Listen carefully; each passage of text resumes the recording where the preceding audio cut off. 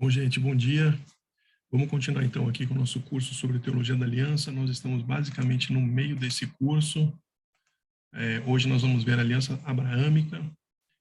Como a gente comentou na última aula, as aulas estão ficando um pouco extensas, então a gente vai dividir, por exemplo, essa aula de hoje, que seria Aliança Abraâmica e Aliança Mosaica, em duas. Hoje nós vamos ver a primeira parte e a segunda parte no domingo que vem. Então, antes da gente começar, eu gostaria de nos dirigir em oração. Senhor, nosso Deus, Pai, obrigado por esse dia, pela tua misericórdia que se renova a cada manhã. Nós te louvamos, ó Pai, pela tua palavra, que nos corrige, nos educa, nos torna perfeitos para toda boa obra. Nós te louvamos, ó Pai, por todo o registro da tua obra redentora, desde a eternidade, no início da humanidade. Nós te louvamos pela obra que o Senhor fez em Abraão e, através dele, o Senhor abençoou todos os povos. Nós te louvamos por ele ser Pai da fé, fé que nós temos hoje no teu Filho amado Jesus. Pedimos que o Senhor nos abençoe nessa aula, nos dê discernimento e crescimento para a honra e glória do teu nome. Em nome de Jesus. Amém. Vamos lá, gente. Então, Abraão foi uma pessoa muito importante no mundo antigo. 3 religiões traçam as suas origens até Abraão. O judaísmo, obviamente, né, consideram Abraão como o pai da fé, pai do famoso de Jacó, pai de Israel. O islamismo considera Abraão também o seu pai, porque eles consideram que são filhos de Ismael, o filho que Abraão teve com a serva de Sara, e, portanto, todo o povo árabe considera também Abraão como um dos seus predecessores, um dos seus pais. E o cristianismo, com certeza, considera Abraão, como a gente sabe, por ser a primeira pessoa que é justificada pela fé em Deus. Então, todos eles consideram Abraão como uma pessoa importante, mas não é por isso que Abraão é importante, né? Abraão é importante porque foi através dele que Deus mostrou o seu propósito e o seu objetivo para a humanidade, de abençoar todos os povos. Deus tem um plano e ele está cumprindo aqui. Só para a gente recapitular, a gente viu nas primeiras aulas a criação, em Gênesis 1 e 2, a queda, em Gênesis 3, Deus prometendo trazer a salvação para a humanidade depois da queda, através da semente da mulher. A gente vê que depois da queda, a situação do homem, da humanidade, só piorou. Caim mata seu irmão Abel. Depois a gente vê que nasce um outro filho, Adão e Eva, e tantos outros que a gente não tem registro. E depois a gente vê o desenvolver da semente de Caim e da semente de Sete. A semente de Caim, infelizmente, é uma semente ruim, que a gente percebeu, né, nas últimas 2 aulas, inclusive o cenário degradante que antecedeu o dilúvio, né, o julgamento de Deus através das águas, tem muito a ver com essa semente de Caim. A gente vê que Lameque, que foi um descendente, o quinto depois de Caim, ele matou 2 pessoas e se gabava disso. Então, a impiedade, o pecado havia se multiplicado sobremodo na terra, ao ponto de Deus dizer em Gênesis 6 que todo o intento do coração do homem era mau. E Deus ali elege um homem, Noé, e a sua família. Primeiro, Deus traz Noé e diz que vai salvá-lo através das águas do dilúvio. Depois, Deus, em Gênesis 9, diz, após o dilúvio, que vai abençoar Noé e os seus filhos, e recomeça de novo. Da mesma forma que Deus criou os céus e a terra, a gente vê um paralelismo enorme entre o início da humanidade e após o dilúvio, onde Deus ali preserva a ordem natural das coisas.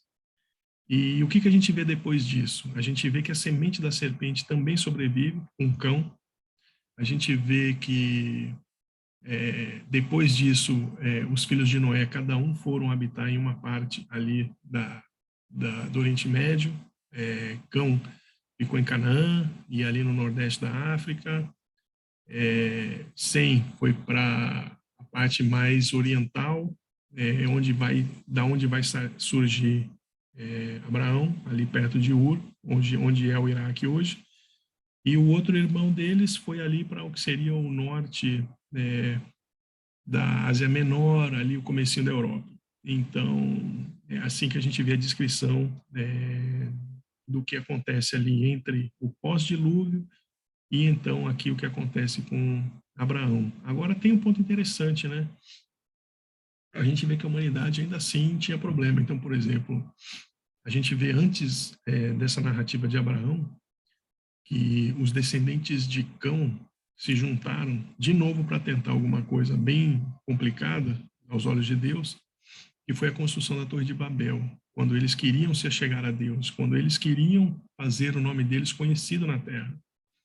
Esse é um cenário onde a gente vê que Abraão vai aparecer. Então, logo após essa descrição de Deus julgando ali os povos na construção da Torre de Babel, e os povos sendo divididos e cada um indo para um canto do mundo, porque eles não conseguiam se entender, a gente vê que ali várias pessoas, né, a Bíblia começa a narrar a descendência de cada uma dessas pessoas e de cada povo que aparece ali. E o interessante é que quando a gente chega na descrição de Abraão, há uma quebra, porque a gente vê que Sarai na época, né, antes de Deus haver mudado o nome dela, ela era estéril. Então isso é um ponto interessante. A gente vê que todos os povos estavam crescendo, se multiplicando, e de repente a gente chega ali numa situação onde não acontecia isso. Então, dentro desse plano geral e dentro desse contexto todo, é que Abraão é apresentado para nós ali no capítulo 12 de Gênesis. A gente, então, começa assim a história de Abraão. Nessa narrativa de Abraão, que começa no capítulo 12 e vai até o capítulo 22, o que a gente vê? A gente vê Deus formando uma aliança com Abraão, uma aliança que não é descrita da forma como é a de Noé, onde Deus disse assim, ó, farei uma aliança com você explicitamente. Mas a gente vê várias partes dessa aliança, né? Na verdade, a gente até vê algumas nomenclaturas específicas também. Mas o mais importante é a gente entender que de Gênesis 12 a 22, a gente vai observar 4 etapas dessa aliança. A gente vai primeiro observar uma introdução dessa aliança, quando Deus chama Abraão. A gente vê depois que em Gênesis 15, essa aliança é ratificada, ela é confirmada. Depois, em Gênesis 17, essa aliança ela é fortalecida, ela é até ligeiramente expandida, mais uma vez confirmada. E no final da narrativa de Abraão, a gente vê lá em Gênesis 22 que, por fim, Deus confirma mais uma vez a sua obra com Abraão, né? O homem Abraão, ou na época ainda com o nome de Abrão, era um homem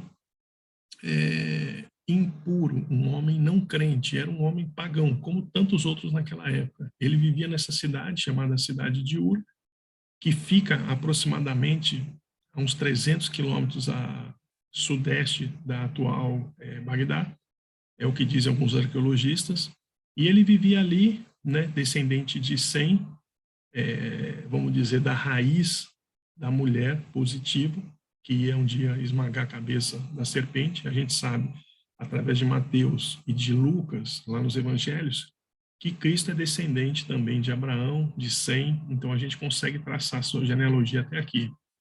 Então a gente percebe o seguinte, que Abraão vivia ali na terra de Ur com seu pai. E a grande questão é, qual é a diferença entre o pai de Abraão e o próprio Abraão? A diferença é simples.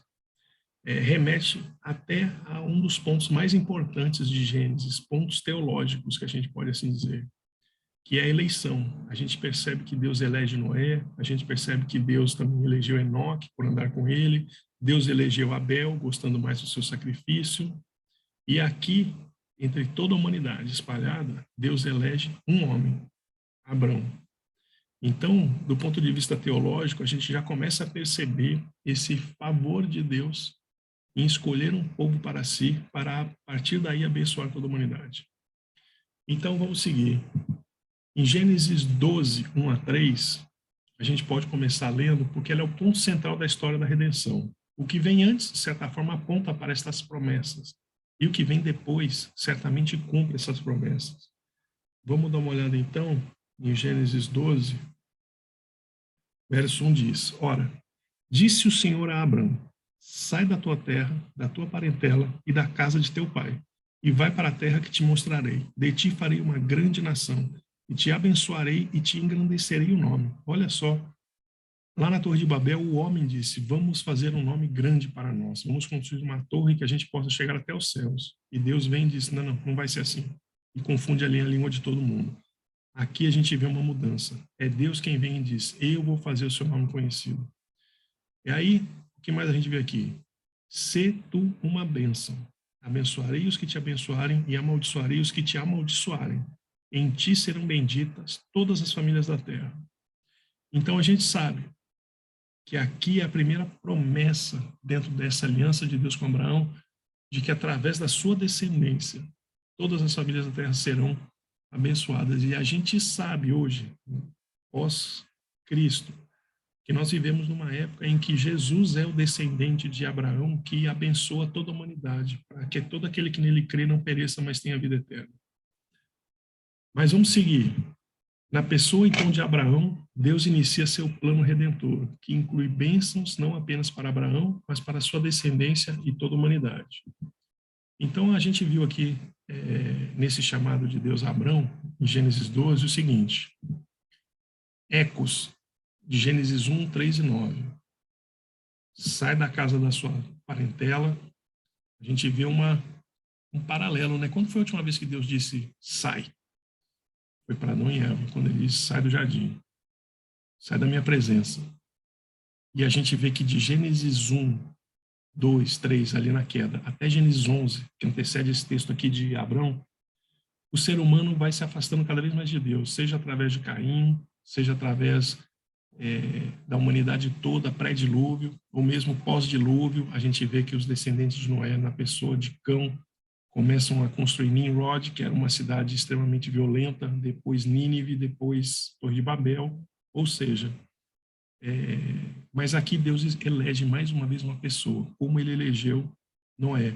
E aqui é muito importante, porque a gente vê no hebraico o seguinte: disse o Senhor a Abrão. É assim que Deus começou também a sua aliança com Noé. Deus veio e falou com essa pessoa. Deus veio e começou um relacionamento. Deus também falou no começo. Isso é muito importante. Deus disse que haja luz. E Deus começou a criação. Então, pela palavra de Deus, Deus criou todo o universo. Deus chamou Noé e aqui Deus, pela sua palavra, chama Abraão. Então, esse é um chamado muito forte e importante, que a gente denota, a gente percebe claramente esses ecos de Gênesis 1, Gênesis 3, Gênesis 9, quando Deus chama a existência ou chama pessoas para um relacionamento pessoal. Da mesma forma está acontecendo aqui com Abraão em Gênesis 12. Deus fala na criação e todo o universo passa a existir. Deus fala com Adão, dá instruções, bênçãos. Deus fala com Noé, mesma coisa. Agora Deus fala com Abraão. Isso mostra que algo grande vai acontecer. Mas como Abraão deixa de ser idólatra e passa a ser amigo de Deus, Deus chama e fala com Abraão e faz promessas a ele. Aliás, é assim com todos nós. Também deixamos de ser idólatras quando Deus nos chama e fala aos nossos corações e mentes. Então, esse é um outro ponto teológico muito importante de Gênesis. A gente não só percebe o conceito da eleição, de Deus buscando um povo para si, como a gente percebe o seguinte, que Deus chama uma pessoa para um relacionamento íntimo com ele. Não é por obras, não é por nosso esforço, mas é Deus quem nos chama para perto. E a gente, então, responde positivamente. E isso é o que a gente está percebendo aqui também com Abraão. Essa é a grande diferença entre Abraão e seu pai. Abraão é chamado pessoalmente por Deus. Deus diz, sai. A última vez que Deus falou assim foi com Adão e Eva. Agora o chamado é para que ele saia daquela cidade onde ele morava, a cidade de Ur, saia de debaixo da sua casa, dos seus pais, e venha para uma terra que Deus iria lhe dar. Deus ainda diz, ande comigo. Essa é uma reversão do Jardim do Éden. No Jardim do Éden, quando a gente teve a queda, Deus diz, saia e vá povoar o mundo. Saia daqui desse Jardim do Éden perfeito e vá cultivar a terra. A terra vai ser difícil para você. Você vai ter que suar para ter o seu ganha-pão. Não vai ser uma atividade simples e fácil como era aqui no Jardim do Éden. Aqui a gente vê uma mudança na direção oposta do que Deus está dizendo. Deus está dizendo, saia da sua terra e venha para cá, para a terra que mana leite e mel, para a terra que eu vou te dar, para a terra que vai ser uma bênção. Então a gente vê uma coisa grande acontecendo aqui, no desenvolvimento de Moisés, dessa temática toda aqui sobre a vida de Abraão. Mas tem mais. Esse chamado de Deus a Abraão para deixar a sua terra, sua família, seus amigos, tem um eco no Novo Testamento. Jesus também chama seus discípulos para segui-lo. Venham, deixem suas casas, suas famílias, seus empregos, sigam-me. Somente Deus pode dizer isso. O que Jesus está dizendo aqui é: eu estou chamando vocês, como meu pai chamou Abraão. Deus elege e chama os seus. Isso é um ponto muito importante que a gente percebe apenas nessa introdução. Mas vamos seguir, gente. Quais são as promessas que Deus faz aqui para Abraão? Primeira promessa: farei uma grande nação através de você. Deus abençoará também Abraão. Ele tem um nome ótimo: a bênção de Deus para quem o abençoar e a maldição para quem amaldiçoar Abraão. Todas as famílias da terra serão abençoadas. E também Deus promete uma terra para ele. Abraão é idoso. Ali naquele episódio, quando Deus o chama aqui em Gênesis 12, Abraão tem 75 anos. E para piorar, a gente lê alguns capítulos antes, naquela narrativa da evolução da humanidade, que fulano gerou ciclano e viveu tantos anos. Que a gente chega em Abraão, filho de Tera, e a sua esposa era estéril. Então ali a gente tem uma quebra dessa narrativa. Então, Abraão está com 75 anos, sua esposa é estéril, mas Deus lhe promete uma grande descendência, uma nação. Deus ainda diz: seja uma bênção. Aqui a gente também tem um eco muito grande com a nossa posição hoje como cristãos. Nós também somos chamados para ser uma bênção para o mundo. Luz. Esse é o nosso trabalho ativo. E é exatamente isso que Deus estava chamando Abraão. Quais eram os requisitos, além dessas promessas? Requisitos: deixe o seu país, deixe o seu povo, saia da casa do seu pai, vá para uma terra que eu vou te mostrar. Ou seja, Deus estava demandando fé e obediência de Abraão. Pode parecer pouco estudo, né? Comando para sair, para deixar sua casa, sua terra. Parece que não é uma grande coisa, mas, né? Pergunte para missionários que saem da sua terra, país às vezes de primeiro mundo, e vão para um país em desenvolvimento e largam tudo. Vão ter que fazer tudo. Não vão ter toda aquela facilidade da sua terra natal, não vão ter amigos, não vão ter pessoas para ajudar na criação de filhos, não vão ter nada. Vão ter que fazer literalmente tudo. Aqui é exatamente isso que Deus está dizendo. Ó. Vocês vivem aí, entre aspas, num conceito de tribo, né? Onde você tinha um chefe tribal. Abraão vai se tornar um chefe tribal da sua família depois, lá em Canaã, com vários servos, etc. Mas ali, o que Deus está dizendo é: ó, saia da sua terra, do seu conforto, saia da sua família, viva sozinho em total dependência de mim. É isso que Deus está dizendo aqui para ele.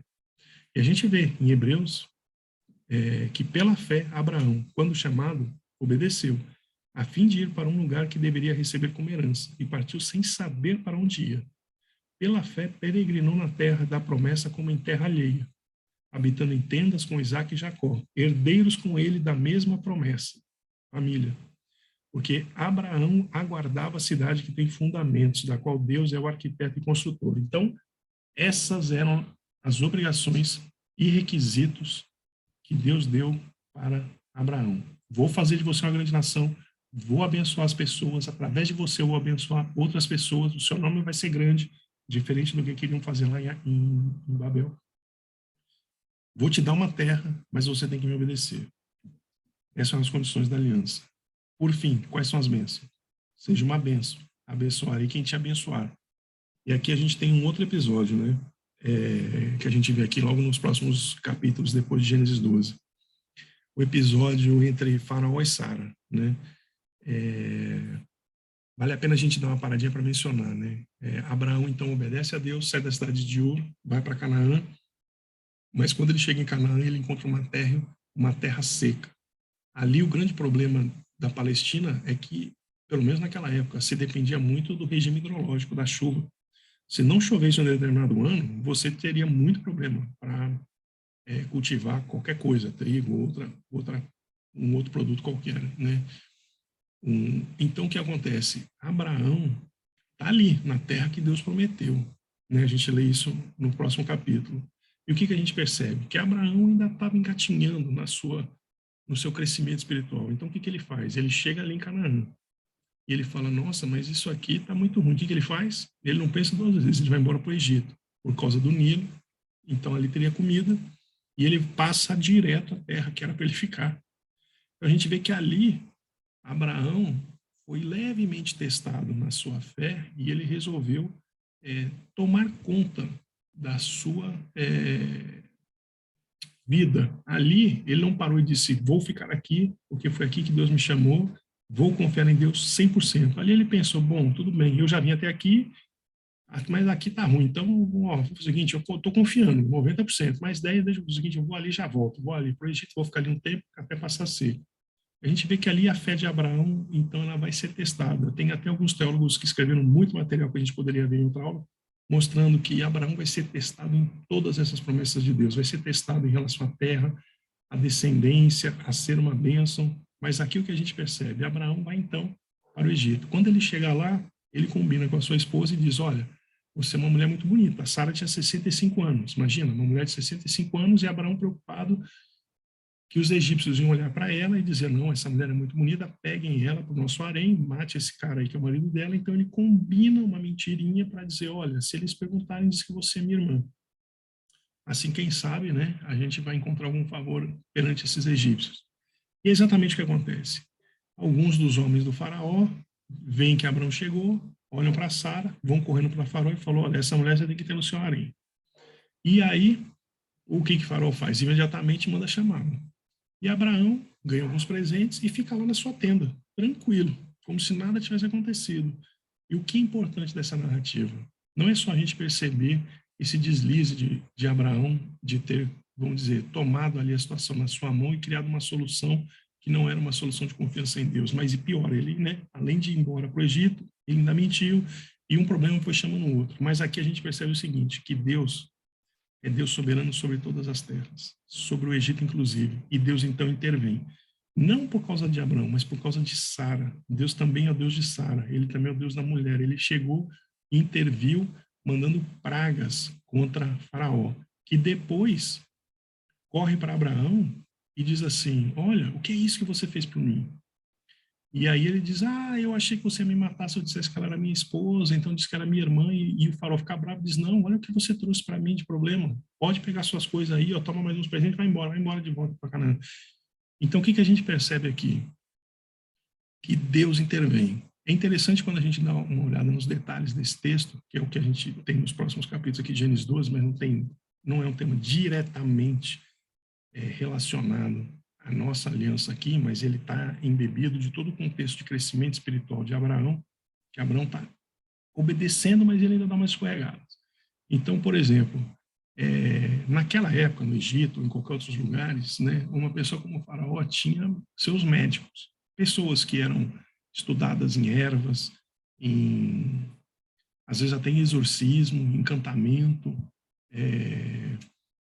e é óbvio que naquela época, a gente sabe, né, cada lugar tinha o seu Deus. O Egito tinha os seus deuses, a cidade de Ur, lá da onde Abraão saiu, ela adorava a deusa Lua. Então, a gente sabe que nestes lugares, às vezes, esses médicos, encantadores, eles falavam, olha, uma coisa muito ruim aconteceu com o rei, peraí, a gente deve estar desagradando algum deus.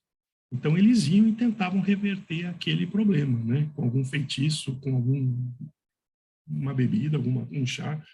Mas nesse caso aqui de Abraão, a gente não sabe especificamente quais foram os problemas que Deus afligiu Faraó, mas definitivamente Faraó, consultando os seus, então, médicos e etc., chega à conclusão que Deus está o castigando. E aí, então, ele vai falar com Abraão, que reconhece que havia mentido, e que Sara era sua mulher. Então, o faraó devolve a Sara e manda eles voltarem com o que eles quisessem.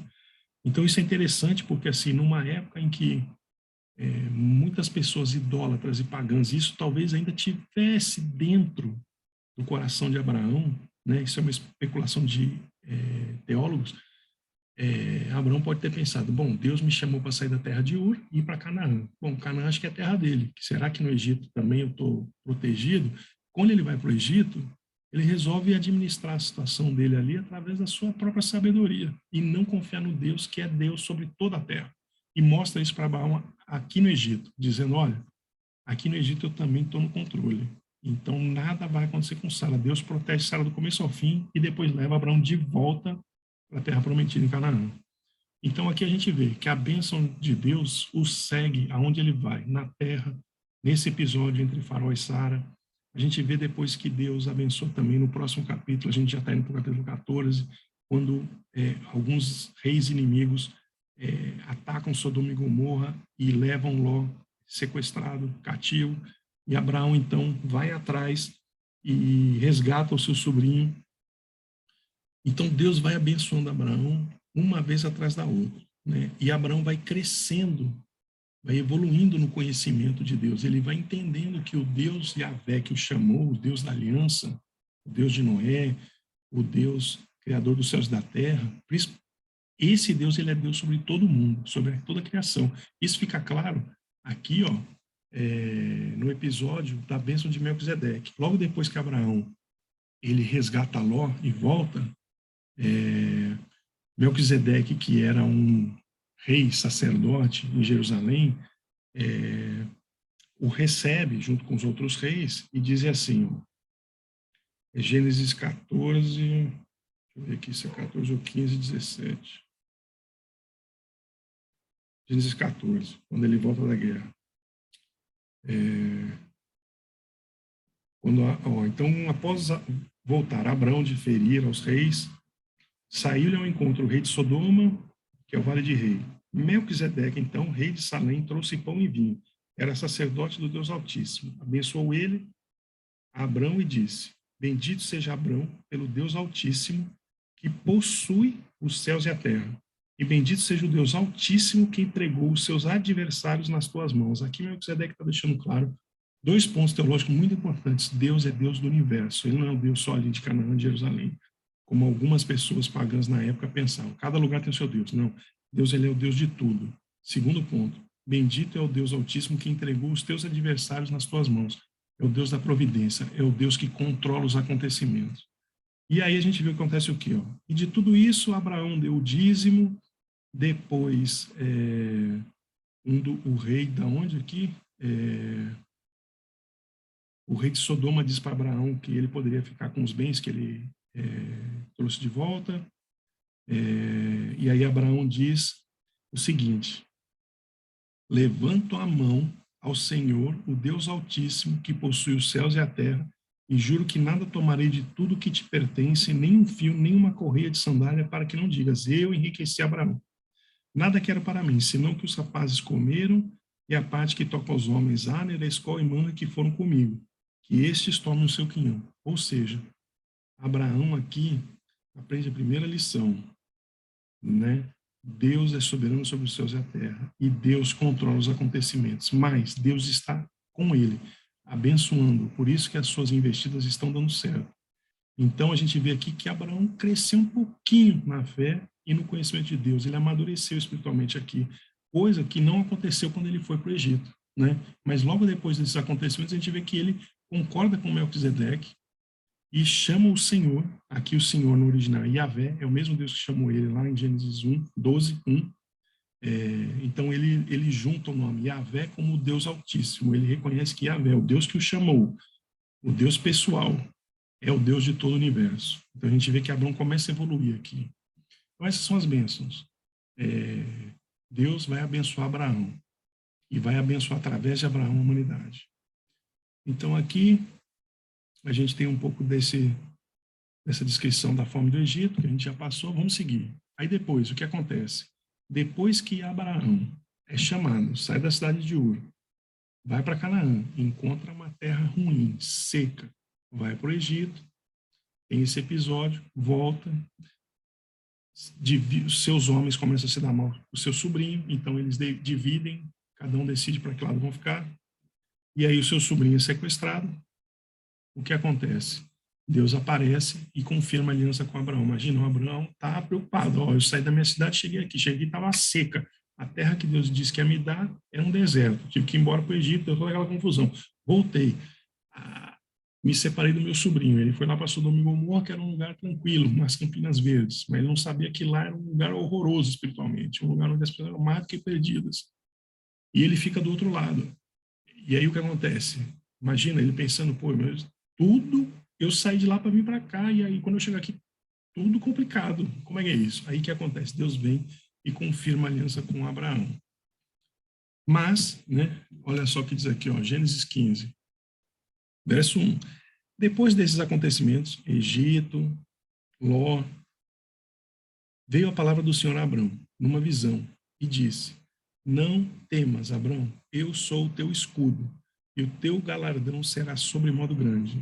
Exatamente o que ele precisava ouvir, né? Depois dele chegar num lugar onde teria fome, onde teria guerra, Deus vem através de uma visão. Então aqui o foco não é na visão, Deus pode usar qualquer veículo, aqui o foco é na palavra do Senhor. A gente lê aqui ó, explicitamente, ó, depois desses acontecimentos, veio a palavra do Senhor a Abrão. Não temas, Abrão, eu sou o teu escudo, e o teu galardão será sobremodo grande.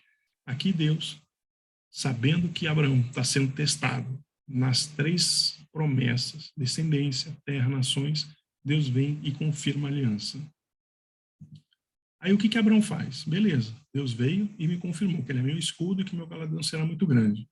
Abraão vira e fala assim, ó, respondeu Abraão, Senhor, que me haverás de dar se continuo sem filhos e herdeiro? Da minha casa é o tal do Damasceno, Sírio, Eliezer. Ou seja, Abraão já era um cara rico, já era um cara que tinha posse, tinha gado, tinha um monte de coisa. Mas ele não tinha o quê? Herdeiros. Então, quando Deus vem para ele e diz, olha, eu vou te abençoar, fica tranquilo, eu sou seu escudo, a primeira coisa que Abraão fala, não, mas espera aí, eu tenho um problema prático. Tudo isso que eu tenho aqui vai ficar para quê? Vai ficar para o meu servo? Eu não tenho herdeiro. Como é que eu vou ter uma nação? Aí vamos ver o que acontece. Aqui em Gênesis 15, de 1 a 21, Abraão tinha saído da sua terra, rejeitado a riqueza de Sodoma, teve uma visão. E o ponto é, Abraão, ele está lutando com a sua fé. Abraão acredita em Deus. Por isso que ele saiu da cidade de Ur, veio para Canaã. Aqui Abraão está lutando. É uma luta de fé, é uma luta de quem tem uma promessa, mas não está vendo essa promessa chegar. Então ele questiona Deus. Peraí, quem vai ser o meu descendente? Esse negócio aqui, eu não ia ter uma nação, não ia ter muitos herdeiros. Então a gente percebe o seguinte, que Abraão aqui, ó, como uma pessoa comum, tem as promessas de Deus a seu favor, mas ele está lutando com a fé, até que as promessas se tornem realidade. Aí Abraão tem uma sugestão para Deus. Quem vai ser? Vai ser Eliezer? Mas o que Deus diz? Não, de você eu vou gerar uma descendência. Você quer entender o que é isso? Então foi o seguinte, ó, sai aqui da sua tenda, né? E olha para o céu, olha a quantidade de estrelas. Aqui o que Deus está querendo mostrar para Abraão é o seguinte, ó, a minha promessa é abstrata, é intangível. Mas dá uma olhada nas estrelas do céu, porque elas você pode contar. E a sua descendência, que hoje você não enxerga, a minha promessa que você não enxerga se concretizando, vai ser maior do que essa aí ó, que você consegue ver, do que as estrelas. Então, aqui Deus chama Abraão e diz, olha, não é o seu servo Eliezer que vai ser o seu descendente. Confia em mim, porque eu vou resolver o seu problema. Pode demorar um pouco, mas eu vou resolver o seu problema. E Deus dá, então, esse sinal. Olha para cima. A última vez que Deus disse olha para cima foi para quem? Vocês lembram? Na aula passada, quando a gente estava falando sobre a aliança de Noé, logo depois que Noé e sua família saem da arca, depois que todo esse dilúvio, esse julgamento de Deus veio sobre a terra, o que a gente percebe? Que Abraão desce da arca e faz um altar e um sacrifício para Deus. E aí Deus vem e fala com ele, em Gênesis 9, confirmando a aliança. E aí o que a gente percebe? Que Deus diz, ó, olha para cima, olha para as nuvens, olha para o arco. Esse arco vai servir de sinal entre mim e a natureza, entre mim e vocês. Nunca mais vou acabar com a terra através do dilúvio. Deus está dizendo a mesma coisa aqui para Abraão. Olha para cima. Conta as estrelas se é que você consegue, porque assim vai ser a sua descendência direta. Não vai ser o seu servo Eliezer aí que você está me questionando. Então Deus vem mais uma vez e de uma forma bastante paternal confirma a sua aliança com Abraão, porque Abraão podia estar preocupado, né? Depois de todos os acontecimentos, ele está envelhecendo, ele já tinha 75 anos, a gente sabe que o filho de Abraão vai nascer quando ele tiver 99 anos, ou seja, ele esperou entre os 75 anos e os 99. Então imagina que durante essa fase toda, ele também teve alguns problemas, algumas dúvidas, sua fé foi testada. E aqui Deus aparece explicitamente para dizer, ó, eu sou seu escudo, eu vou te abençoar, e a sua descendência, que você está preocupado, vai ser maior do que as estrelas que estão no céu. Então Deus faz um compromisso aqui, ó, explícito com Abraão. Deus apresenta um argumento bem visível para Abraão. Deus dá um sinal visível de uma aliança invisível. E aí o que a gente percebe? Aqui um ponto muito importante aqui dessa narrativa, no verso 6, que Abraão creu. E pela primeira vez na Bíblia a gente vê que a fé e justificação estão juntas e mencionadas aqui no contexto de uma aliança. Abraão é justificado pela fé. Ele é tido como justo. Então, por isso que ele é o pai da fé. Como a gente lê aqui em alguns textos, eu vou até ler aqui para a gente, porque são textos muito específicos que Paulo, por exemplo, usa para justificar a mesma coisa. Paulo volta aqui no Pentateuco, volta nas palavras de Moisés para justificar o seu argumento. Vamos ler aqui, ó, Romanos 12, 4, 12 e 13. Diz assim, vou ler um pouquinho, vou começar um pouquinho antes, né? Vou começar no verso 9. Parte B, ó. Visto que dizemos, a fé foi imputada a Abraão para a justiça, como, pois, lhe foi atribuída, estando ele já circuncidado ou ainda incircunciso? Não no regime da circuncisão, e sim quando incircunciso, e recebeu o sinal da circuncisão, como o selo da justiça da fé que teve quando ainda incircunciso, para vir a ser o pai de todos os que creem.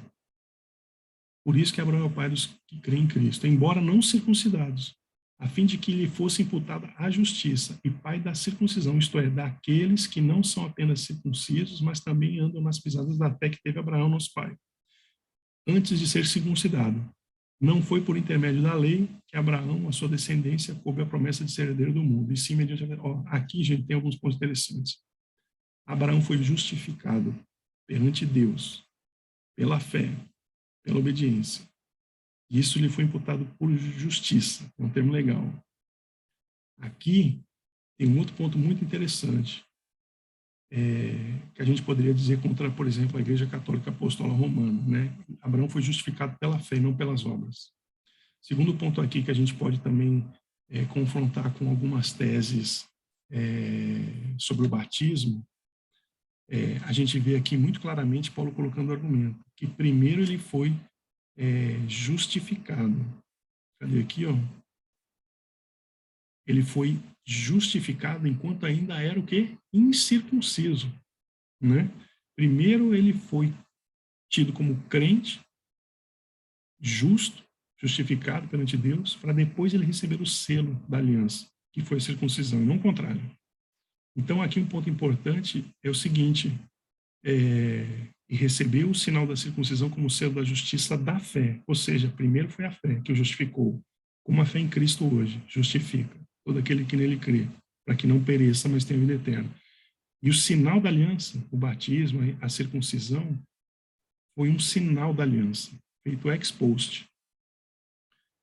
Então, outro ponto interessante aqui que a gente poderia abordar de uma forma mais profunda em um outro estudo, é o seguinte, Deus, quando manda Abraão se circuncidar, ele fala para ele se circuncidar todos os seus filhos, todos os seus servos, todos. Mas quem tinha sido justificado ali perante Deus pela fé? Somente Abraão, por enquanto.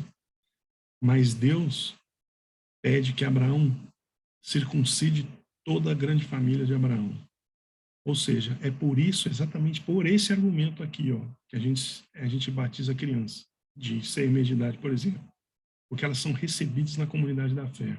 Elas podem um dia no futuro fazer a sua profissão de fé, mas elas já são, como aqui, ó, Deus disse, não aqui, mas lá em Gênesis, né, que a gente já vai voltar, para circuncidar a partir do 8º dia de vida. Então, essas pessoas, e quem não fosse circuncidado ia ser amaldiçoado e estava fora da família, estava fora da aliança. Então, esse é um princípio muito importante que justifica a gente, presbiteriano, reformado, a batizar nossas crianças, quando elas ainda nem sabem falar. Exatamente com base nisso aqui que a gente vê Deus fazendo com Abraão e trazendo toda, então, a sua família tribal para dentro da aliança, debaixo das suas bênçãos. Mas aqui, a primeira coisa importante que a gente vê é que Abraão é justificado pela fé. Esse é um ponto importante teológico, que a gente vê aqui quando Deus confirma a aliança. Deus, então, se dá por satisfeito com a fé de Abraão. Aí, vamos seguir, então, falando um pouco mais sobre o que acontece aqui em Gênesis 15. Depois de pensar que seu descendente seria seu servo, Abraão recebe essa resposta de Deus. Olhe para cima, mas Abraão pensa, tá bom, já contei as estrelas, vai ser assim a minha descendência. Como eu não sei, já tenho mais de 75 anos. Mas aí Abraão, ó, ele continua insistindo com Deus. Ele diz assim, tá bom, ó, o Senhor é meu escudo, o Senhor vai me abençoar, eu estou com um problema, quem vai ser meu descendente? Esse meu servo? Deus diz, não, olhe para cima. Aí Abraão faz o que depois? No verso 8. No verso 7, Deus diz, disse-lhe mais, eu sou o Senhor que te tirei de Ur, dos caldeus, para dar-te por herança esta terra. Perguntou-lhe Abraão, Senhor Deus, como saberei que hei de possuí-la? Respondeu-lhe, toma uma novilha, uma cabra, cordeiro, cada qual de 3 anos, uma rola e um pombinho. Ele tomando todos estes animais, Abraão não perguntou, ele sabia o que estava acontecendo. Mas o importante, o primeiro ponto aqui interessante é o seguinte, Abraão está cheio de dúvida, como um cristão novo, médio, velho, ele tem dúvidas sobre as promessas de Deus. Ele está tendo uma crise de fé, então quando Deus vem e diz assim, olha, Abraão, você saiu da sua terra, você foi para o Egito, ali você errou, você voltou, eu estava soberanamente cuidando de você, por isso que nada aconteceu com você nem com a sua mulher, eu estava com a Sara, nada ia acontecer com ela, eu afligi o faraó, que era o cara mais poderoso da roda do momento, e aí o que acontece? Você está aqui na sua terra, você salvou seu sobrinho, você está aqui preocupado, ó, eu estou confirmando, eu vou abençoar você. E aí Abraão falou que tá bom, você vai me abençoar, já abençoou, já sou um cara rico, já estou aqui em Canaã, mas vem cá, não tenho herdeiro. Esse era um problema que incomodava ele não tinha filho. E aí Deus diz, olha para cima. Aí Abraão, ato contínuo, diz, tá bom, beleza. Mas e a terra? Como é que eu sei que eu vou ter? Porque até então ele era um estrangeiro, vivendo em terra de outras pessoas, né? Ele não era dono de nenhum pedaço de terra. E Deus diz o que para ele? Vamos fazer o seguinte, você quer saber quando você vai possuir a terra? Toma uma novilha, uma cabra, um cordeiro, cada qual com 3 anos e uma rola. E tomando, ele os partiu e pôs em ordem, em metade, umas defronte das outras. O que é isso aqui? A gente lembra, na nossa primeira aula sobre teologia da aliança, que quando 2 suzeranos, senhores, ou quando um senhor, um rei, ia fazer uma aliança com um servo, com um escravo, eles faziam um juramento de sangue. Eles matavam o animal porque eles estavam dizendo, se a gente não cumprir esse combinado, que seja feito conosco o que a gente está fazendo com esses animais. Era um pacto de sangue. Quando Abraão questiona a Deus aqui sobre, tá bom, como é que eu vou saber que eu vou ganhar a terra agora? Tá bom, o Senhor disse que eu olhar para cima, que isso vai ser minha descendência. Mas e a terra? Aí Deus simplesmente não responde, ele simplesmente dá um passo muito além e diz assim, Abraão, pega esses animais. Abraão entendeu, porque no contexto do Oriente Próximo, que é a forma como a gente chama toda aquela grande Palestina daquela época, Abraão já sabia o que significava um pacto, uma aliança. Então, ele imediatamente, quando Deus diz, pegue esses animais, ele imediatamente pegou. Ele não falou, não, eu vou pegar para quê? O que eu vou fazer? Não, ele pegou e já matou, separou e deixou tudo pronto para esse sacrifício que ia consolidar essa aliança. Então, ele prepara esse sacrifício. Abraão entende o significado, ninguém precisa explicar para ele. Ele já sabia o que significava. Aí Abraão tem um sono profundo. E o fogo do Senhor passa pelo sacrifício, evidenciando a incondicionalidade da aliança. Isto é, o Senhor está sacramentando os termos da aliança, ele está assinando a aliança sozinho. É como se Deus estivesse jurando por si mesmo, eu vou cumprir isso. Se eu não cumprir, que aconteça comigo o que aconteceu com esses animais, o que a gente sabe que seria impossível. Abraão não precisou jurar. Abraão não precisou fazer nada. Foi Deus quem passou, não foi Deus que fez uma parte do sacrifício e Abraão fez outra parte. Deus jurou pelos dois, que ia cumprir a aliança. Então, isso é muito significativo para aquela cultura, para aquela época. Deus garante a aliança com Abraão, por ele e pelo próprio Abraão.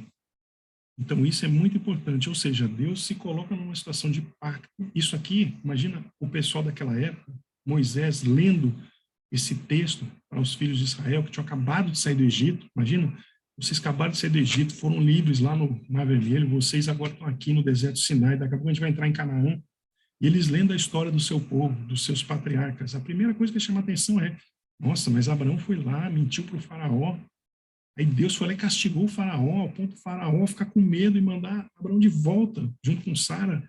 Deus é soberano, e a gente que viveu ali, ó, sendo amassando barro, literalmente, fazendo as pirâmides, construindo 400 anos na escravidão. Imagina o povo ouvindo essa história. Aí agora o que a gente percebe? Deus fazendo um pacto com Abraão, jurando por si mesmo. Abraão, você vai receber a terra. Eu estou jurando. Faz aí um sacrifício, que eu sei que a sua linguagem é assim que a gente faz aqui nessa época da história da humanidade. E Deus jura por si mesmo, dizendo, eu vou cumprir isso aqui. Você está preocupado com a terra? Eu já te mostrei as estrelas. Agora você está preocupado com a terra? Vamos fazer um sacrifício. Então Deus confirma de uma forma muito mais formal todas as promessas que tinha feito com Abraão em Gênesis 15, depois desses eventos todos. E a gente lembra, se vocês leram os textos para essa aula, entre Gênesis 12 e Gênesis 23, vocês vão ver que Abraão começa a possuir a terra no enterro da sua mulher. Lá em Gênesis 23, quando a Sara morre, ele vai conversar com alguns senhores feudais da época e pede para comprar uma caverna para poder enterrar sua esposa. Ali, no enterro da sua mulher, somente ali, ele começa a receber a terra para ele. Então, isso também foi muito importante. Deus começa a cumprir a sua promessa. Não no tempo de Abraão, mas ele vai começar a cumprir, a gente sabe. Aí o que acontece? A gente está em Gênesis 15. A gente tem um outro problema. Mais alguns eventos acontecem aqui, ó. Então, depois que Deus confirmou isso tudo, a Sara, mulher de Abraão, que não lhe dava filhos, começa a ficar preocupada também. E aí ela sugere a Abraão que pegue a sua serva e tenha um filho com ela, para que Sara, então, se alegre. Naquela época, eu diria que até hoje, às vezes, se uma mulher ela é tida como infértil, ela pode pensar que está sendo castigada por Deus ou uma coisa parecida. Naquela época, mais ainda. Então, imagina a pressão em cima de Sara, dizendo, olha, eu não tenho filho, como é que Deus vai fazer da gente uma grande nação? Já faz tempo que a gente saiu de Ur, faz tempo que as coisas estão andando. Lembrando, Abraão vai ter filho com 99 anos. E ele sai da cidade de Ur com 75. Quando Deus faz a primeira promessa. Imagina, Sara uma hora também está tendo a sua prova de fé. Então, o que acontece? Ela sugere que, então, Abraão tenha uma relação com a sua serva Agar, a egípcia, e ela dá, então, a serva para Abraão, que consente, né? Isso, para mim, dá um eco meio ruim, porque parece que Adão está consentindo em comer da fruta, né? Abraão consente e ele acaba tendo um filho, que depois Deus vai dizer, não é esse. Esse é aquele que a gente já viu lá no comecinho, que os árabes acham que, portanto, Abraão, Ismael, né, que é o filho que ele teve com a egípcia, é o pai dos árabes. E aí, a gente está aqui no capítulo 16. Depois de Deus jurar e fazer uma aliança, Abraão continuou, junto com Sara agora, tendo dificuldade de acreditar na sua descendência. E, portanto, eles resolvem criar uma solução com uma serva. É isso, a gente vê que a fé de Abraão ainda não está 100% sólida, esperando o tempo de Deus. E aí Ismael nasce. Aí a gente vai seguir. Chegamos em Gênesis 17. Tudo isso que a gente falou está lá em Gênesis 16. Aí Deus vai aparecer de novo para reiterar, repetir, ampliar as promessas de Deus para Abraão. Aí Deus visita Abraão e chama ele agora para andar em sua presença e ser perfeito. Aí Deus muda o nome de Abrão, pai exaltado, para Abraão, pai de uma multidão. Deus está mudando aqui a identidade de Abraão. Olha, chega, você vai ser pai de uma multidão. Seu nome agora vai mudar, inclusive. Deus está dizendo, eu farei de você, você será extraordinariamente fecundo, com 99 anos. E lembrando que a esposa dele era estéril. Deus chama Abraão para manter a aliança e institui o sacramento da circuncisão. Aqui, Deus pede, então, para que Abraão haja de acordo com o seu compromisso. Olha, nós vamos fazer aqui um compromisso, disse mais Deus a Abraão, no verso 9, guardarás a minha aliança, tu e a tua descendência, no decurso de suas gerações. Esta é a minha aliança, que guardarei entre mim e vós, e todo descendente, todo macho entre vós será circuncidado.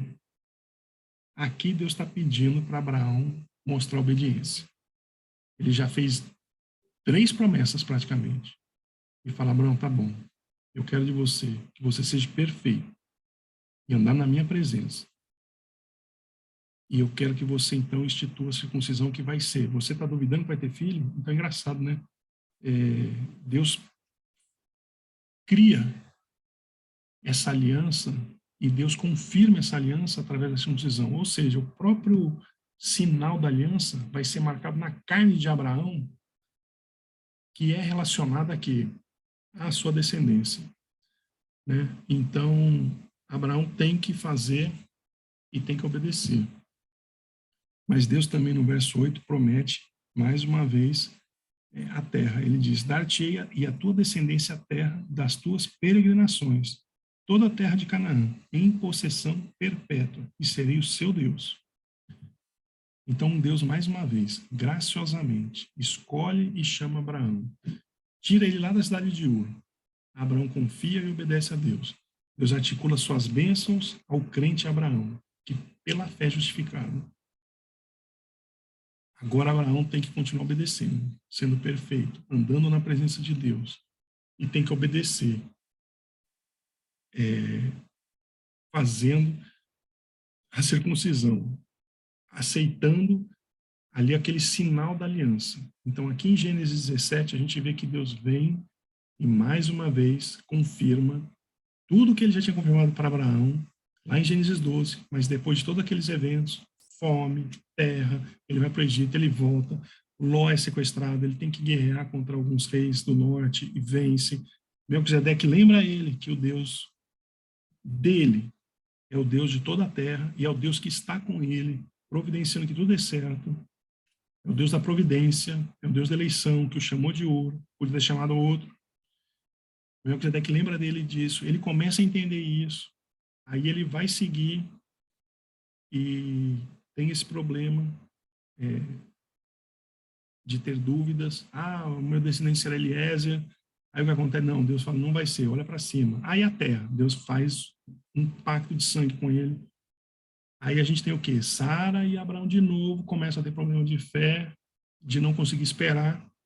E aí o que eles fazem? Resolvem ter um filho fora do, vamos chamar, casamento. E Deus diz, não vai ser esse, mas Abraão, eu ouvi a sua oração, eu vou abençoar, e ele também será pai de multidões, Ismael. Mas não vai ser esse que é a minha aliança. Minha aliança será com o filho seu, com Sara. Vai ser com esse que vai ser feita a minha aliança. E depois, Deus vem e mais uma vez confirma a sua aliança com Abraão e agora pede que ele circuncide todo mundo da família como um símbolo desta aliança. Como o batismo é o símbolo da aliança em Cristo. A aplicação aqui, gente, a fé verdadeira mantém e obedece os termos da aliança. Isso é um ponto importante que a gente vê. Abraão está crescendo na fé. No começo ele obedece e sai da cidade de Ur. Talvez porque o seu pai também quis sair. Só que o pai dele para lá no meio do caminho, né? E o pai dele morre no meio do caminho. E aí ele tem que continuar a viagem sozinho. Quando ele chega lá, vê que a terra está com problema, vai para o Egito. Então a gente vê que Abraão, ele está crescendo espiritualmente, ele está crescendo na fé, né? Mas aqui a gente já está num ponto onde ele já está entendendo que Deus vai dar a terra. Deus já falou 3 vezes para ele. Descendência, mesma coisa. E agora Deus pede então que ele seja perfeito, que ele ande na sua presença. Deus pede que ele faça a circuncisão, que ele aceite, e Abraão obedece e então institui esse sinal da aliança entre Deus e Abraão e a sua família. Aí o que acontece? Mais uma prova, né? A gente teve a prova da terra, foi para o Egito, prova de filho, de descendente, que a gente viu ali com Eliezer, com Ismael, com Israel. E agora o que acontece? Em Gênesis 22, ele vai ser provado mais uma vez, que é quando Isaac nasce. Deus diz para Abraão, eu quero agora que você faça um sacrifício para mim. Toma o seu filho, seu único filho, a quem amas, e vai até a terra de Moriá e oferece ali em um holocausto, oferece-o ali em um holocausto sobre um dos montes, que eu te mostrarei. Aqui Deus está pedindo para que Abraão sacrifique o seu filho. E Abraão, já mais maduro na fé, não pensa duas vezes. Ele se prepara, ele pega alguns servos, pega a madeira, pega a faca, pega tudo e pega o seu filho, explica que ele vai andar 3, 4 dias numa caminhada para fazer um sacrifício a Deus. E eles vão. E aí o que acontece? A gente conhece bem a história, né? Quando Abraão está em vias de sacrificar o seu próprio filho, Deus intervém. E o que é importante a gente perceber dessa passagem? Tem vários pontos, né? O primeiro ponto é que Abraão, provavelmente, quando ele diz para os seus servos, olha, vocês fiquem aqui que a gente vai até ali, mais um pedaço andando, e lá nós vamos prestar um sacrifício, só eu e meu filho. O que a gente percebe? Que Abraão sabe que ele tem que matar o filho dele, mas ele diz para os servos o seguinte, ó,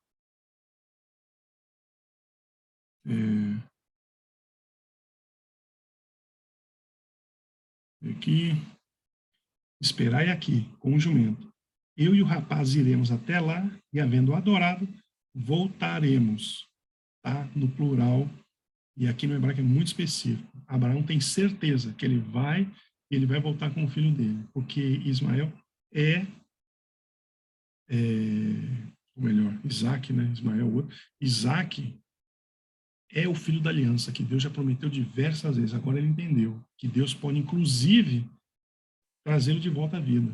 Ele vai sacrificar o filho, mas ele tem certeza que ele vai voltar com o filho, sem saber o que vai acontecer.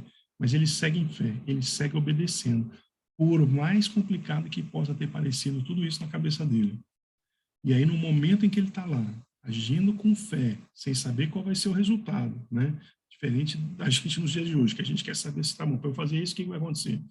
Qual é o resultado esperado? O que é? Não, ele obedeceu, sem saber qual ia ser a solução. Vamos ver o que acontece, então. Quando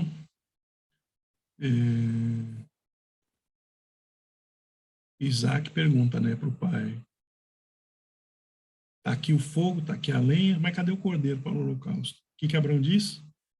Jeová Jiré, Deus proverá. Ele já entendeu isso. Desde a primeira liçãozinha que ele teve com Melquisedeque até hoje. Deus proverá. Vai prover a terra, vai prover a descendência, não vai ser Eliezer, não vai ser a minha solução com Algar, não vai ser nada disso, vai ser Deus. Deus proverá. A gente vê que Abraão cresceu muito na fé. E ele já está vivendo, andando diante de Deus. E aí, quando ele chega no lugar designado, ele edifica o altar, põe a lenha, amarra Isaac, seu filho, e quando ele estende a mão, um anjo lhe bradou, dizendo, Abraão, Abraão, não estendas a mão sobre o rapaz, e nada lhe faças, pois agora sei que temes a Deus, porquanto não me negaste o filho. Peraí, vamos lá. Mas do céu lhe bradou o anjo do Senhor. Esse anjo do Senhor, a gente sabe que ele muitas vezes é uma teofania para Jesus. Porque olha como ele fala, não é um anjo qualquer, um servo. É o anjo do Senhor, uma teofania para Cristo. Ele respondeu, eis-me aqui. Então o anjo lhe disse, não estendas a mão sobre o rapaz, pois agora sei que temes a Deus, porquanto não me negaste o filho, o teu único filho. Tendo Abraão erguido os olhos, viu atrás de si um carneiro preso, e pôs Abraão por nome aquele lugar. O Senhor proverá, Jeová Jiré. Daí dizer-se até o dia de hoje, no monte do Senhor se proverá. Então do céu bradou pela segunda vez o anjo do Senhor a Abraão e disse, jurei por mim mesmo, aquele que fez o pacto, diz o Senhor, jurei por mim mesmo, porquanto fizeste isso e não me negaste o teu único filho, que deveras te abençoarei e certamente multiplicarei a tua descendência como as estrelas dos céus e como a areia na praia do mar. A tua descendência possuirá a cidade dos teus inimigos. Nela serão benditas todas as nações da terra, porquanto obedeceste à minha voz. Aqui, gente, a gente percebe o seguinte, que Abraão foi mais uma vez testado na sua fé. Assim como em várias vezes o povo de Deus é testado ao longo da história. O teste traz para a superfície, muitas vezes, o que está enraizado no coração. Esse é um ponto importante. que a gente vê que Abraão, no primeiro teste da terra seca, vai embora para o Egito. Depois, filho, vou pegar o Eliezer aqui, que é meu servo. Não aguentava mais esperar.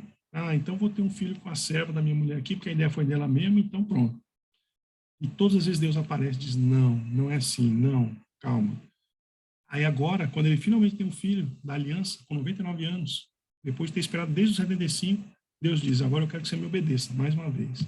Sacrifique o seu filho. Ele não pensa duas vezes. Do mesmo jeito que ele não pensou duas vezes para sair da cidade de Ur. E ele vai obedecer. Então, o que a gente percebe? Abraão não só obedece a Deus, como também confia que Deus pode trazer de volta Isaac dos mortos. Sua resposta para os servos deste escravo onde viu, a fé de Abraão vem sempre em primeiro lugar, depois vem as obras. Vamos ver aqui o que isso significa, principalmente no texto de Hebreus, que eu gosto muito. Hebreus é um livro muito, eu acho muito rico. A gente podia até um dia olhar com calma, né? Vamos ver aqui, Hebreus 11, versos 8 e 9. Pela fé, Abraão, quando chamado, obedeceu, a fim de ir para um lugar que deveria receber por herança, e partiu sem saber aonde ia. Pela fé, peregrinou na terra da promessa como em terra alheia, habitando em tendas, com Isaac e Jacó, herdeiros com ele da mesma promessa. Porque aguardava a cidade que tem fundamentos, da qual Deus é o arquiteto e edificador. Pela fé, também a própria Sara recebeu o poder para ser mãe, não obstante o avançado de sua idade, pois teve por fiel aquele que lhe havia feito a promessa. Teve fé.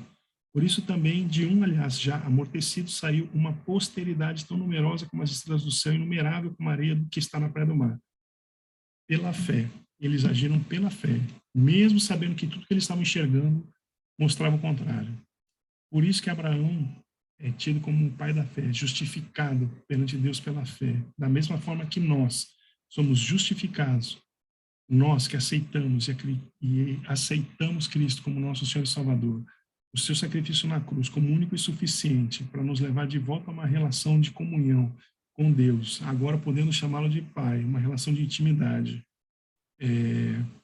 A gente percebe que primeiro Abraão agiu com fé, depois ele agiu com obras, né? A fé veio em primeiro lugar. Depois o segundo passo foi a sua ação. Depois de todos esses atos, a gente vê que o anjo do Senhor reitera as bênçãos e confirma a aliança com Abraão. O que a gente conclui com isso? Que a formação de Abraão agora está completa. Desde quando ele saiu da cidade de Ur, um cara idólatra de uma cidade que achava que a lua era o seu Deus, ele vai e obedece a Deus, passa por todas essas provações, Deus reitera, confirma toda a sua aliança, que através de você todas as famílias serão benditas na terra. Ele nem família tinha, já tinha passado a idade, que ele ia herdar uma terra que não era dele. E depois disso tudo a gente percebe o seguinte, que nesse caminhar da fé, Abraão foi obedecendo e ele foi considerado justo pela fé em Deus. Então, irmãos, essa é a aliança de Abraão. É uma aliança que mostra que Deus escolheu uma pessoa, mais uma vez, da mesma forma que Deus escolheu Noé para salvar a humanidade antes do dilúvio, Deus escolhe agora, dentre toda a humanidade, depois da Torre de Babel, depois de tanta confusão, Deus escolhe uma pessoa, uma família, para através dessa família trazer bênçãos. Ser tu uma bênção. Abraão vai ser uma bênção, vai ser abençoado, e através de Abraão nós somos abençoados, porque Cristo, seu descendente, é quem traz a bênção final para toda a humanidade, para que todo aquele que nele que não pereça, mas tenha vida eterna. Cristo é a raiz, como a gente viu lá na Aliança das Obras, da Eva, que esmagaria a cabeça da serpente. A gente vê, então, que Deus não desiste, ele tem um plano, e que ele vem colocando esse plano de redenção uma vez atrás do outro, ele vem confirmando, ele vem reforçando, ele vem mostrando a sua fidelidade para com uma pessoa, para com uma família, para com uma grande família, família da fé. Deus não desiste de nós. Então, esse é um ponto muito importante. Abraão é o pai da fé. Ele foi justificado pela fé. Ele teve problemas, a gente viu. Não foi uma trajetória simples para ele, foi uma trajetória difícil. Então, com isso a gente termina essa aula sobre a aliança que Deus faz com Abraão, de através dele multiplicar as suas bênçãos para toda a humanidade e A gente sabe pelo Novo Testamento que Cristo é aquele que vai trazer ao ápice essa bênção para a humanidade através da raiz de Abraão. Próxima aula nós vamos falar sobre a aliança mosaica. É uma aliança que tem continuidade e descontinuidade. Agora, o mais importante, gente, para vocês refletirem também, Deus chama à existência aquilo que não existe. Deus elege os seus. Deus elegeu Noé, Deus elegeu Abraão. Deus pegou Abraão pela mão, desde o comecinho foi trazendo crescimento para ele. Ele foi lutando com a fé, foi duvidando, mas ele foi crescendo na fé. Ele foi confiando em Deus, ao ponto de, no final, né, em Gênesis 17, Deus dizer, olha, vou confirmar a minha aliança com você mais uma vez. Anda comigo, ser perfeito. Deus hoje chama a gente também para viver com fé em Cristo e para crescer com a nossa fé. A gente sabe, ele sabe melhor do que a gente quais são as dificuldades, mas ele diz a mesma coisa. Tenha fé. Eu estou no controle. Eu sou o Deus do universo. Ande perante mim. Do mesmo jeito que eu fiz com Abraão, Jesus fez, trazendo a nova e última aliança. Então, gente, esse é o meio do nosso curso. A gente poderia ver de uma forma até um pouco mais lenta, lendo todos esses textos, verso por verso. Esse daqui é uma aliança até um pouco comprida, né? A gente vai de Gênesis 12 a 23, na morte de Sara, quando Abraão finalmente recebe a posse da terra, um pedacinho, mas a gente sabe depois o que acontece, com toda a sua descendência, né? Abraão é o bisavô, seu filho, Isaac, o seu neto, Jacó, e os seus bisnetos, as 12 tribos, vão herdar toda aquela terra, vão conquistar toda aquela terra, né? Porque Deus está cumprindo a sua promessa ao longo da história. E Abraão, como pai da fé, viu isso, não viveu isso tudo, mas viu isso e se alegrou, como a gente vê em Hebreus. Então, irmãos, a gente tem que manter a nossa fé nas promessas de Deus, nas promessas do Novo Testamento, porque a gente sabe que Deus é fiel. Então, gente, até semana que vem, quando a gente vai ver a aliança mosaica, que é uma aliança que às vezes traz um pouco de dúvida, porque ela parece que é uma aliança meramente de obras, mas a gente vai ver logo no seu início que não é. A gente sai da aliança de obras lá em Adão e Eva, antes da queda, tem a queda, tudo que acontece depois de Gênesis 3 para frente é a aliança da graça. É Deus tentando resgatar o seu povo. É Deus escolhendo Noé, é Deus salvando Noé, a sua família, é Deus escolhendo Abraão, prometendo abençoar a humanidade através da raiz de Abraão. Ou seja, tudo que acontece depois da queda é a graça de Deus, é Deus indo buscar o ser humano perdido, que mereceria o quê? O castigo. Mas Deus faz o quê?